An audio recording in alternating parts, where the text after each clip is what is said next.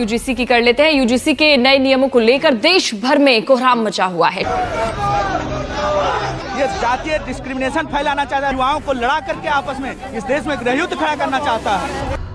दोस्तों, भारत में अक्सर कहा जाता है कि कानून की नजर में सब बराबर है, लेकिन क्या होगा अगर कानून खुद ही ये मान ले कि एक पक्ष हमेशा सही है और दूसरा हमेशा गलत। हाल ही में यूजीसी यानी यूनिवर्सिटी ग्रांट्स कमीशन ने कुछ नए नियम प्रस्तावित किए हैं जो देश के एजुकेशन सिस्टम को बदल कर रख देंगे।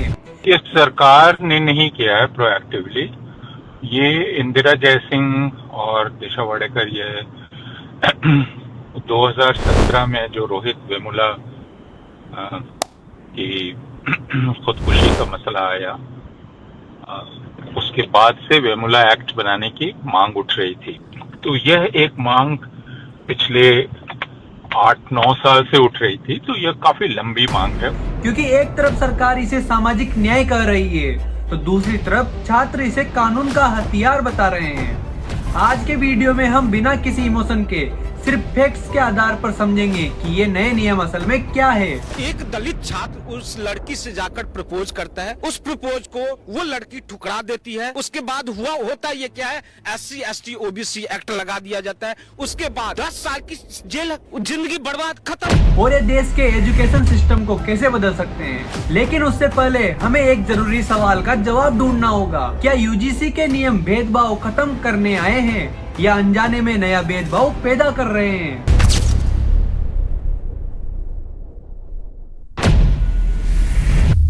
सबसे पहले कॉन्सेप्ट को समझते हैं।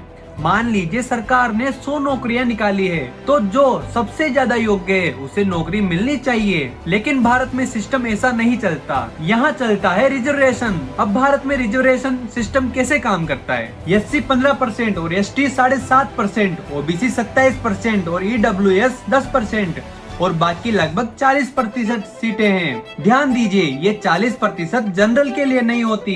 SC ST OBC EWS कोई भी यहाँ कॉम्पीट कर सकता है। लेकिन समस्या यहाँ नहीं है, समस्या तब शुरू होती है जब यह सवाल उठता है, रिजर्वेशन आया क्यों? क्योंकि भारत में सदियों तक कुछ जातियों को पढ़ने, आगे बढ़ने और बराबरी का मौका नहीं मिला। बाबा साहेब अम्बेडकर जी का विजन था कि ये एक अस्थायी समाधान होगा, लेकिन आज 75 साल बाद सवाल बदल गया है। क्या एक IAS ऑफिसर के बेटे को और एक दिहाड़ी मजदूर के बेटे को एक ही नजरिए से देखा जाना चाहिए? लेकिन यहीं से एक मुश्किल सवाल पैदा होता है। बात जब संवेदनशील क्षेत्रों की आती है, जैसे मेडिकल या न्यूक्लियर साइंस, तो यहाँ बस और भी पेचीदा हो जाती है। नीट PG जैसे एग्जाम में जब कट ऑफ का अंतर बहुत ज्यादा हो जाता है, तो सवाल उठता है, क्या हम सोशल जस्टिस के चक्कर में क्वालिटी से समझौता कर रहे हैं? नोट, यह कहना रिजर्वेशन का विरोध नहीं, बल्कि सिस्टम की एफिशिएंसी पर सवाल उठाना है। अब आते हैं आज के असली मुद्दे पर। यूजीसी ने भेदभाव को रोकने के लिए एक दिशा निर्देश जारी किए हैं। सुनने में ये बहुत अच्छा लगता है, लेकिन आप जब इसकी बारीकियों को पढ़ेंगे तो होश उड़ जाएंगे। यूजीसी यानी यूनिवर्सिटी ग्रांट्स कमीशन, जो भारत की सभी यूनिवर्सिटीज और कॉलेज को रेगुलेट करती है। 2012 में एक नियम आया ताकि कैंपस में SC ST छात्रों के साथ भेदभाव रोका जा सके। बात सही थी, लेकिन 2016 और 2019 में छात्र आत्महत्या के मामले सामने आए, तो सुप्रीम कोर्ट ने कहा कानून को और सख्त बनाओ। सेलेक्टिव प्रोटेक्शन नियम के मुताबिक सिर्फ आरक्षित वर्ग के छात्र ही विक्टिम हो सकते हैं। यानी अगर किसी जनरल कैटेगरी के छात्र के साथ जाति या किसी और आधार पर भेदभाव होता है, तो ये नियम उस पर लागू नहीं होते। इस कानून की सबसे बड़ी समस्या ये नहीं कि SC ST और OBC को प्रोटेक्शन दी गई, समस्या ये है कि डिस्क्रिमिनेशन को एक तरफा मान लिया गया है। कानून ये मानकर चल रहा है कि भेदभाव सिर्फ कुछ लोगों के साथ हो सकता है और बाकी लोग कभी विक्टिम हो ही नहीं सकते। और इसी सोच का असर हमें उस कमेटी में भी दिखता है जो शिकायतों की जांच करेगी। उस कमेटी में SC ST OBC महिला और दिव्यांग प्रतिनिधि तो हैं, लेकिन जनरल कैटेगरी का कोई भी प्रतिनिधि नहीं है। यानी अगर आरोप जनरल कैटेगरी पर लगे तो उसका पक्ष रखने वाला वहाँ कोई नहीं बैठा है। जबकि किसी भी लोकतांत्रिक व्यवस्था में न्याय का सबसे बुनियादी सिद्धांत यही होता है कि दोनों पक्षों को सुना जाए। और यही वजह है कि ये कानून प्रोटेक्शन देने के नाम पर संतुलन खो बैठता है, क्योंकि डिस्क्रिमिनेशन गलत होता है, चाहे वो किसी के साथ भी हो। द 24 आवर रूल यूजीसी के नए नियम में कहा गया है कि शिकायत मिलते ही 24 घंटे के अंदर अंदर कार्रवाई जरूरी है। सुनने में तेज न्याय लगता है, लेकिन असली समस्या यही है, इस नियम में कहीं भी यह साफ नहीं लिखा है कि कार्रवाई से पहले प्राइमरी इंक्वायरी होगी, मतलब आरोप पहले, कार्रवाई पहले, जांच बाद में। इससे कानून का सबसे बुनियादी सिद्धांत उल्टा हो जाता है। पहले माना जाता था जब तक अपराध साबित न हो इंसान निर्दोष है।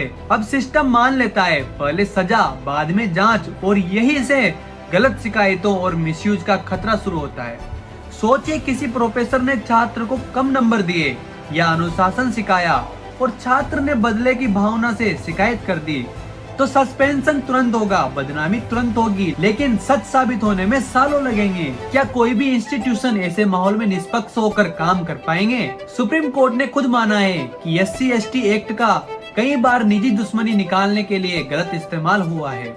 अब सवाल उठता है, नए UGC नियम में सबसे बड़ी कमी क्या है? सरकार ऐसा क्यों कर रही है? सरकार चुप क्यों है? दोस्तों, किसी भी समाज की प्रगति के लिए कमजोर को सुरक्षा देना जरूरी है, लेकिन सुरक्षा ऐसी नहीं होनी चाहिए जो दूसरों के अधिकारों को कुचल दे। न्याय का मतलब किसी एक पक्ष को जिताना नहीं, बल्कि सत्य को ढूंढना होता है। अब फैसला आप पर है, क्या ये नियम सही है? क्या इनमें बदलाव होना चाहिए? क्या कानून सबके लिए बराबर होना चाहिए? अपनी राय नीचे कमेंट्स में जरूर बताएं। अब मिलते हैं अगले वीडियो में। जय हिंद।